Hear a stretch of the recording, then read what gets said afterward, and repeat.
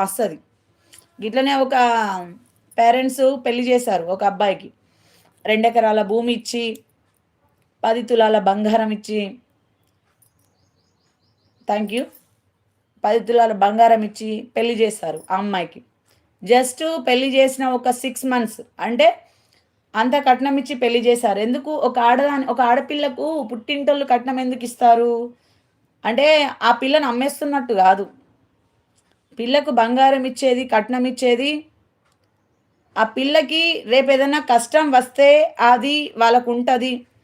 ఆ ఇల్లు అనేది ఆ ఇంటి వాళ్ళు ఆ ఇంట్లోకి ఎళ్ళిపోతుంది. ఆడపిల్లని మనం ఇస్తున్నాం గాబట్టి, మన ఇంటి బిడ్డను ఆ ఇంటికి ఇస్తున్నాం గాబట్టి, ఆ ఇల్లు గూడా మంచిగుండాలి. ఇప్పుడు పుట్టింటోళ్ళు ఒకవేళ మంచిగా డబ్బు పరంగా మంచిగున్నారనుకోండి, ఆడపిల్ల గూడా మంచిగానే ఉండాలని కోరుకుంటారు.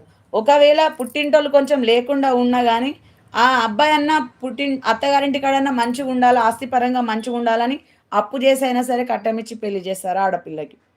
అర్థమైందా? గట్లనే ఒక అమ్మాయికి అట్లనే కట్నం